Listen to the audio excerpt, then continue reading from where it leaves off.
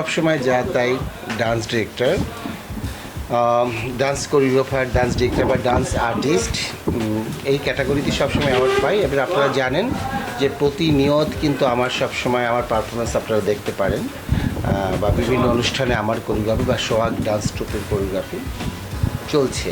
তো সেটার কারণে সবসময় অ্যাওয়ার্ড পাই। যখন অ্যাওয়ার্ড পাবো না তখন মনে হবে আসলে কাজ মনে হয় করছি না, কাজ করছি তার মানে অ্যাওয়ার্ড পাচ্ছি। এই যে অ্যাওয়ার্ড পেলে যে কাজের ক্ষমতাটা আরো বেড়েছে, দায়িত্ব বেড়েছে, এটা কত আসলে অ্যাওয়ার্ড পুরস্কারটা আসলে আমার মেন না। একজন শিল্পী হিসেবে আমার দায়বদ্ধতা সমাজের প্রতি, দেশের প্রতি বা সাংস্কৃতিক অঙ্গনের প্রতি বা নৃত্যশিল্পীদের প্রতি, এই দায়বদ্ধতাটা বেশি। অ্যাওয়ার্ড পাই বা না পাই সেটা আসলে কোনো কথা না। অ্যাওয়ার্ড পাচ্ছি সেটা আমার প্লাস পয়েন্ট, তার বাইরে আমার হচ্ছে দায়বদ্ধতা রয়েছে।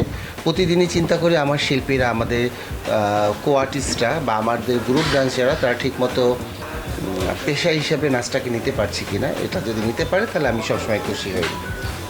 সামনে পরিকল্পনা আছে? প্রতিদিন প্রতি সপ্তাহে কোনো না কোনো অনুষ্ঠান আছে। আপনি দেখতে পারেন গত এক সপ্তাহ আগেই সিজিএবি অ্যাওয়ার্ড গেল, সেখানে আমার প্রায়